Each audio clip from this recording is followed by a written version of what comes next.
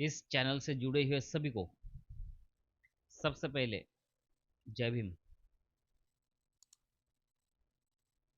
आज इस वीडियो के माध्यम से ऐसे एक व्यक्ति का जीवन परिचय आप तक पहुंचाने का प्रयास कर रहा हूं,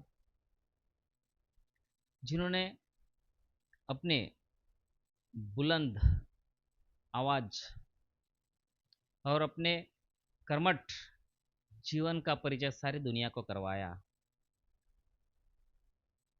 जो तत्वज्ञ थे, कई सारी डिग्रियां उन्होंने अपने बलबूते पर हासिल की है। ऐसे एक महान व्यक्ति भीमराव रामजी आंबेडकर, जिन्हें सारी दुनिया डॉक्टर बाबा साहेब आंबेडकर के नाम से जानते हैं। डॉक्टर बाबा साहेब आंबेडकर के नाम से लोकप्रिय भारतीय बहुज्ञ, विधिवेत्ता, अर्थशास्त्री, राजनीतिज्ञ और समाज सुधारक थे डॉक्टर बाबा साहेब आंबेडकर, जिन्होंने दलित बौद्ध आंदोलन को प्रेरित किया और अछूतों से, मतलब जो दलित, उनसे सामाजिक भेदभाव के विरुद्ध अभियान चलाया। श्रमिकों, किसानों और महिलाओं के अधिकारों का समर्थन भी उन्होंने ही किया था। डॉक्टर बाबा साहेब आंबेडकर स्वतंत्र भारत के प्रथम विधि एवं न्याय मंत्री बने, जो कि आगे चलकर भारतीय संविधान के जनक एवं भारत गणराज्य के निर्माताओं में से एक थे। डॉक्टर अंबेडकर विपुल प्रतिभा के छात्र थे, बहुत होशियार थे। उन्होंने कोलंबिया विश्वविद्यालय और लंदन स्कूल ऑफ इकोनॉमिक्स, दोनों ही विश्वविद्यालय से अर्थशास्त्र में डॉक्टरेट की उपाधियां प्राप्त की तथा विधि, अर्थशास्त्र और राजनीति विज्ञान में शोध कार्य भी किए थे। व्यावसायिक जीवन के आरंभिक भाग में वे अर्थशास्त्र के प्रोफेसर रहे एवं वकालत भी की तथा बाद का जीवन राजनीतिक गतिविधियों में अधिक बीता। इसके बाद डॉक्टर अंबेडकर भारत की स्वतंत्रता के लिए प्रचार और चर्चाओं में शामिल हो गए और पत्रिकाओं को प्रकाशित करने, राजनीतिक अधिकारों की वकालत करने और दलितों के लिए सामाजिक स्वतंत्रता की वकालत की और भारत के निर्माण में उनका महत्वपूर्ण योगदान रहा। हिंदू पंथ में व्याप्त कुरीतियों और छुआछूत की प्रथा से तंग आकर डॉक्टर बाबा साहब अम्बेडकर ने सन 1956 में काफी अनुयायी के साथ बौद्ध धर्म अपना लिया था। सन 1990 में उन्हें भारत रत्न, जो कि भारत के सर्वोच्च नागरिक सम्मान है, भारत रत्न से मरणोपरांत सम्मानित किया गया था। 14 अप्रैल को उनका जन्म दिवस आंबेडकर जयंती के तौर पर भारत समेत दुनिया भर में मनाया जाता है। डॉक्टर अंबेडकर की विरासत में लोकप्रिय संस्कृति में कई स्मारक और चित्रण शामिल है। भारतीय संविधान के शिल्पकार, आधुनिक भारतीय चिंतक, समाज सुधारक एवं भारत रत्न से सम्मानित डॉक्टर बाबा साहेब आंबेडकर, इनका निधन 6 दिसंबर 1956 को हुआ। डॉक्टर भीमराव अंबेडकर द्वारा दिए गए सामाजिक योगदान और उनकी उपलब्धियों को याद करने के लिए हर साल 6 दिसंबर को महापरिनिर्वाण दिवस भी मनाया जाता है।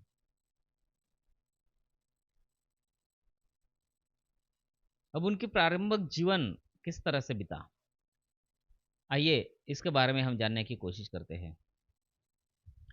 डॉक्टर बाबा साहब अम्बेडकर का जन्म 14 अप्रैल 1891 को ब्रिटिश भारत के मध्य भारत प्रांत, जो अब मध्य प्रदेश में स्थित है, महूनगर, छैन्य छावनी में हुआ था। वे रामजी मालोजी सकपाल और भीमाबाई की 14वीं और अंतिम संतान थे। उनका परिवार कबीर पंथ को मानने वाला मराठी मूल का था और वे वर्तमान महाराष्ट्र के रत्नागिरी जिले में अंबडवे गांव के निवासी थे। डॉक्टर अंबेडकर के परिवार हिंदू महार जाति से संबंध रखते थे, जो तब अछूत कही जाती थी और इस कारण उन्हें सामाजिक और आर्थिक रूप से गहरा भेदभाव सहन करना पड़ता था। भीमराव अंबेडकर के पूर्वज लंबे समय से ब्रिटिश ईस्ट इंडिया कंपनी की सेना में कार्य करते थे और उनके पिता रामजी सकपाल भारतीय सेना की महू छावनी में सेवारत थे तथा यहाँ काम करते हुए वे सूबेदार के पद तक पहुंचे थे। उन्होंने मराठी और अंग्रेजी में औपचारिक शिक्षा प्राप्त की थी। अपनी जाति के कारण बालक भीम को सामाजिक प्रतिरोध का सामना करना पड़ रहा था। विद्यालयी पढ़ाई में सक्षम होने के बावजूद छात्र भीमराव को छुआछूत के कारण अनेक प्रकार की कठिनाइयों का सामना करना पड़ता था। ऐसे चलते 7 नवंबर 1900 को रामजी सकपाल ने सातारा की गवर्नमेंट हाई स्कूल में अपने बेटे भीमराव का नाम भिवा रामजी अंबेडकर दर्ज कराया। उनके बचपन का नाम भिवा था। अंबेडकर का मूल उपनाम सकपाल की बजाय आंबवडेकर लिखवाया था, जो कि उनके आंबवडे गांव से संबंधित था, क्योंकि कोकण प्रांत के लोग अपना उपनाम गांव के नाम से रखते थे। अतः अंबेडकर के आंबडवे गांव से अंबेडकर उपनाम स्कूल में दर्ज करवाया गया। बाद में एक देवरुखे ब्राह्मण शिक्षक कृष्ण केशव अंबेडकर, जो उनसे विशेष स्नेह रखते थे, उन्होंने उनके नाम से अंबवडेकर हटाकर अपना सरल अंबेडकर उपनाम जोड़ दिया। तब से आज तक वे अंबेडकर नाम से ही जाना जाते हैं। रामजी सकपाल परिवार के साथ बम्बई, जो अब मुंबई के नाम से जाना जाता है, मुंबई चले आए। अप्रैल 1906 में जब भीमराव लगभग 15 वर्ष आयु के थे, तो 9 साल की लड़की रमाबाई से उनकी शादी कराई गई थी। तब वे 5वीं अंग्रेजी कक्षा में पढ़ रहे थे। उन दिनों भारत में बाल विवाह का प्रचलन था। आइए अब जानते हैं डॉक्टर बाबा साहब अम्बेडकर इनके शिक्षा के बारे में। सबसे पहले प्राथमिक शिक्षा कहाँ से हुई और कैसे हुई। डॉक्टर अंबेडकर ने सातारा नगर में राजवाड़ा चौक पर स्थित शासकीय हाई स्कूल, जो अब प्रताप सिंह हाई स्कूल से जाना जाता है, इस स्कूल में 7 नवंबर 1900 को अंग्रेजी की पहली कक्षा में प्रवेश लिया। इसी दिन से उनके शैक्षणिक जीवन का आरंभ हुआ था। इसलिए 7 नवंबर को महाराष्ट्र में विद्यार्थी दिवस के रूप में मनाया जाता है। उस समय उन्हें भिवा कहकर बुलाया जाता था।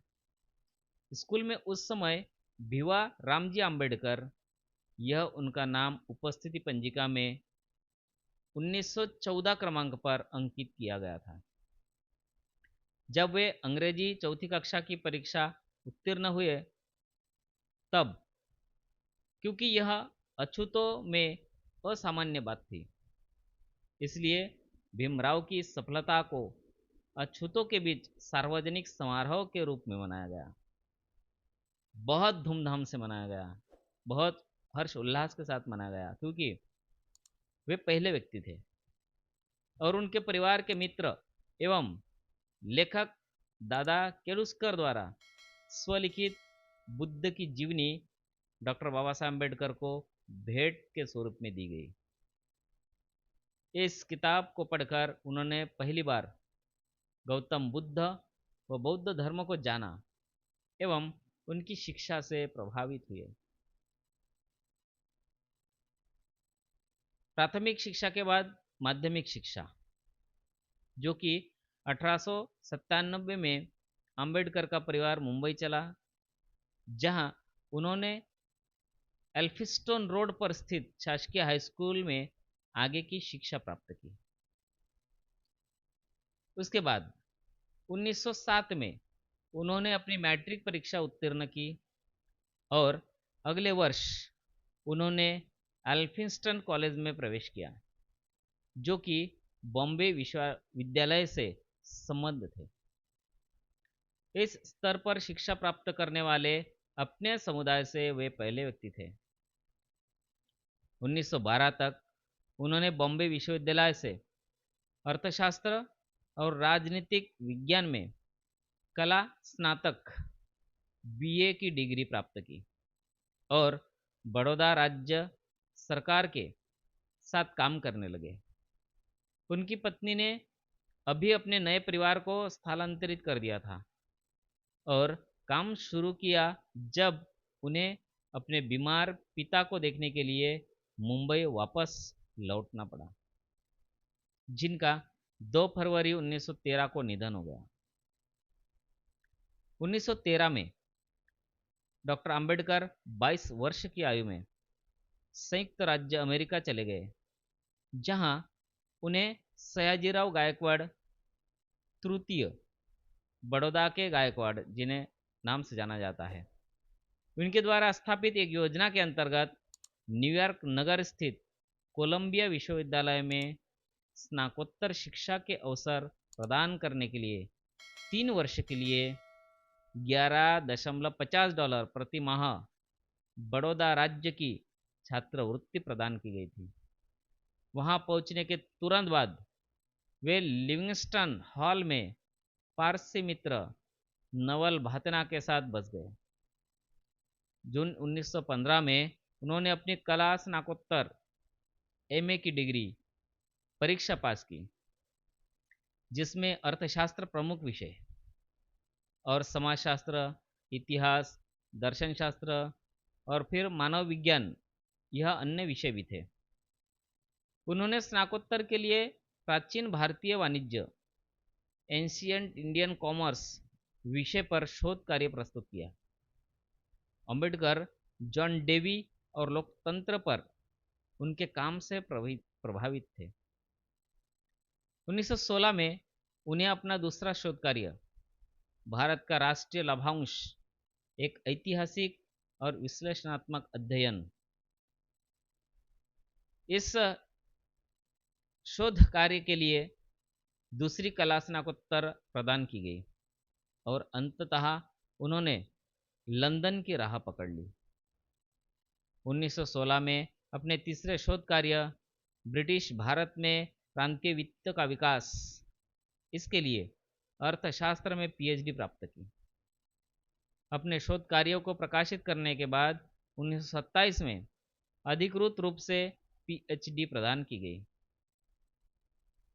9 मई को उन्होंने मानव विज्ञानी अलेक्जेंडर गोल्डवनेजर द्वारा आयोजित एक सेमिनार में भारत में जातियां, उनकी प्रणाली, उत्पत्ति और विकास नामक एक शोध पत्र प्रस्तुत किया, जो उनका पहला प्रकाशित पत्र था।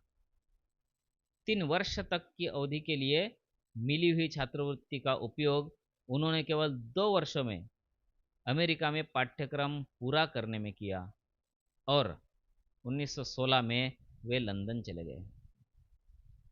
अक्टूबर 1916 में डॉक्टर अंबेडकर लंदन चले गए और वहां उन्होंने ग्रेज इन में बैरिस्टर कोर्स विधि अध्ययन के लिए प्रवेश लिया और साथ ही लंदन स्कूल ऑफ इकोनॉमिक्स में भी प्रवेश लिया, जहां उन्होंने अर्थशास्त्र की डॉक्टरेट थीसिस पर काम करना शुरू किया। जून 1917 में विवश होकर उन्हें अपना अध्ययन अस्थायी तौर पर बीच में ही छोड़कर भारत लौट आए, क्योंकि बड़ौदा राज्य से उनकी छात्रवृत्ति समाप्त हो गई थी। जो छात्रवृत्ति उन्हें दिया गया था उसकी सीमा समाप्त हो गई थी, इसलिए लौटना पड़ा। लौटते समय उनके पुस्तक संग्रह को उस जहाज से अलग जहाज पर भेजा गया था, जिसे जर्मन पनडुब्बी के टारपीडो द्वारा डुबो दिया गया। यह प्रथम विश्व युद्ध का काल था। उन्हें 4 साल के भीतर अपने थीसिस के लिए लंदन लौटने की अनुमति मिली। बड़ौदा राज्य के सेना सचिव के रूप में काम करते हुए अपने जीवन में अचानक फिर से आए भेदभाव से डॉक्टर भीमराव अंबेडकर निराश हो गए और अपनी नौकरी छोड़ एक निजी ट्यूटर और लेखाकार के रूप में अपना काम करने लगे। यहाँ तक कि उन्होंने अपना परामर्श व्यवसाय भी आरंभ किया, जो उनकी सामाजिक स्थिति के कारण विफल रहा। अपने एक अंग्रेज जानकार मुंबई के पूर्व राज्यपाल लॉर्ड सिडनेम के कारण उन्हें मुंबई में Sydenham college of Commerce and economics में राजनीतिक अर्थव्यवस्था के प्रोफेसर के रूप में नौकरी मिल गई। 1920 में कोल्हापुर के शाहू महाराज अपने पारसी मित्र के सहयोग और कुछ निजी बचत के सहयोग से वे एक बार फिर से इंग्लैंड वापस जाने में सफल हो गए तथा 1921 में विज्ञान स्नातकोत्तर एमएससी प्राप्त की, जिसके लिए उन्होंने provincial decentralization of imperial finance in British India, मतलब ब्रिटिश भारत में शाही अर्थव्यवस्था का प्रांतीय विकेंद्रीकरण, खोज ग्रंथ प्रस्तुत किया था। 1922 में उन्हें ग्रेज इन ने बैरिस्टर एट लॉज डिग्री प्रदान की और उन्हें ब्रिटिश बार में बैरिस्टर के रूप में प्रवेश मिल गया। 1923 में उन्होंने अर्थशास्त्र में डीएससी डॉक्टर ऑफ साइंस उपाधि प्राप्त की। उनकी thesis the problem of the rupee, its original and it's solution, रुपए की समस्या, इसकी उत्पत्ति और इसका समाधान, इस पर थी। लंदन का अध्ययन पूर्ण कर भारत वापस लौटते हुए भीमराव अंबेडकर 3 महीने जर्मनी में रुके, जहां उन्होंने अपना अर्थशास्त्र का अध्ययन बॉन विश्वविद्यालय में जारी रखा, किंतु समय की कमी से वे विश्वविद्यालय में अधिक नहीं ठहर सके। उनकी तीसरी और चौथी डॉक्टरेट्स एलएलडी कोलंबिया विश्वविद्यालय 1952 और डीलिट उस्मानिया विश्वविद्यालय जो कि 1953 में मिला था, इस डिग्री से सम्मानित उपाधियां थी। डॉक्टर बाबा साहब अम्बेडकर ने आगे चलकर छुआछूत के विरुद्ध एक संघर्ष किया। आइए इस संघर्ष के बारे में भी जानते हैं। डॉक्टर बाबा साहब अम्बेडकर ने कहा था, छुआछूत गुलामी से भी बदतर है। डॉक्टर अंबेडकर बड़ौदा के रियासत राज्य द्वारा शिक्षित थे, अतः उनकी सेवा करने के लिए बाध्य थे। उन्होंने महाराजा गायकवाड़ का सैन्य सचिव नियुक्त किया गया, लेकिन जातिगत भेदभाव के कारण कुछ ही समय में उन्हें यह नौकरी छोड़नी पड़ी। उन्होंने इस घटना को अपनी आत्मकथा वेटिंग फॉर अ वीजा इस समय वर्णित किया। इसके बाद उन्होंने अपने बढ़ते परिवार के लिए जीविका साधन खोजने के पुनः प्रयास किए, जिसके लिए उन्होंने लेखाकार के रूप में वो एक निजी शिक्षक के रूप में भी काम किया और एक निवेश परामर्श व्यवसाय की स्थापना की, किंतु ये सभी प्रयास तब विफल हो गए जब उनके ग्राहकों ने जाना कि ये अछूत है 1918 में ये मुंबई में Sydenham College of Commerce and Economics राजनीतिक अर्थशास्त्र के प्रोफेसर बने। हालांकि वे छात्रों के साथ सफल रहे, फिर भी अन्य प्रोफेसरों ने उनके साथ पानी पीने के बर्तन साझा करने पर विरोध जताया। भारत सरकार अधिनियम 1919 तैयार कर रही साउथ बरो समिति के समक्ष भारत के एक प्रमुख विज्ञान के तौर पर डॉक्टर अंबेडकर को साक्ष्य देने के लिए आमंत्रित किया गया। इस सुनाई के दौरान अंबेडकर ने दलितों और अन्य धार्मिक समुदायों के लिए पृथक निर्वाचिका और आरक्षण देने की वकालत की। 1920 में बंबई से उन्होंने साप्ताहिक मुकनायक के प्रकाशन की शुरुआत की। यह प्रकाशन शीघ्र ही पाठकों में लोकप्रिय हो गया। तब डॉक्टर अंबेडकर ने इसका प्रयोग रूढ़िवादी हिंदू राजनेताओं व जातीय भेदभाव से लड़ने के प्रति भारतीय राजनीतिक समुदाय की अनिच्छा की आलोचना करने के लिए किया। उनके दलित वर्ग के एक सम्मेलन के दौरान दिए गए भाषण ने कोल्हापुर राज्य के स्थानीय शासक शाहू चतुर्थ को प्रभावित किया, जिनका अंबेडकर के साथ भोजन करना रूढ़िवादी समाज में हलचल समझ गया। बॉम्बे उच्च न्यायालय में विधि का अभ्यास करते हुए उन्होंने अछूतों की शिक्षा को बढ़ावा देने और उन्हें ऊपर उठाने का प्रयास किया। उनका पहला संगठित प्रयास केंद्रीय संसाधन बहिष्कृत हितकारिणी सभा की स्थापना था, जिसका उद्देश्य शिक्षा और सामाजिक आर्थिक सुधार को बढ़ावा देने के साथ ही अवसादग्रस्त वर्गों के रूप में संदर्भित बहिष्कार के कल्याण करना था। दलित अधिकारों की रक्षा के लिए उन्होंने मुकनायक, बहिष्कृत भारत, समता, प्रबुद्ध भारत और जनता जैसी 5 पत्रिकाएं निकाली। 1925 में उन्हें बंबई प्रेसिडेंसी समिति में सभी यूरोपीय सदस्य वाले साइमन कमीशन में काम करने के लिए नियुक्त किया गया। इस आयोग के विरोध में भारत भर में विरोध प्रदर्शन हुए, जहां इसकी रिपोर्ट को अधिकतर भारतीय द्वारा अनदेखा कर दिया गया। डॉक्टर अंबेडकर ने अलग से भविष्य के संवैधानिक सुधारों के लिए सिफारिश लिखकर भेज दी। द्वितीय आंग्ल मराठा युद्ध के अंतर्गत 1 जनवरी 1818 को हुई कोरेगांव की लड़ाई के दौरान मारे गए भारतीय महार सैनिकों के सम्मान में डॉक्टर अंबेडकर ने 1 जनवरी 1927 को कोरेगांव विजय स्मारक, जो जय स्तंभ कहा जाता है, इसमें एक समारोह आयोजित किया गया, जहां पर महार समुदाय से संबंधित सैनिकों के नाम संगमरमर के एक शिलालेख पर खुदवाए गए तथा कोरेगांव को दलित स्वाभिमान का प्रतीक बनाया। सन 1927 तक डॉक्टर अंबेडकर ने छुआछूत के विरुद्ध एक व्यापक एवं सक्रिय आंदोलन आरंभ करने का निर्णय किया। उन्होंने सार्वजनिक आंदोलनों, सत्याग्रहों और जुलूस के द्वारा पेयजल के सार्वजनिक संसाधन समाज के सभी वर्गों के लिए खुलवाने के साथ ही उन्होंने अछूतों को भी हिंदू मंदिरों में प्रवेश करने का अधिकार दिलाने के लिए संघर्ष किया। उन्होंने महाड़ शहर में अछूत समुदाय को नगर की 14 जलाशय में पानी लेने का अधिकार दिलाया और इसके लिए उन्होंने सत्याग्रह चलाया।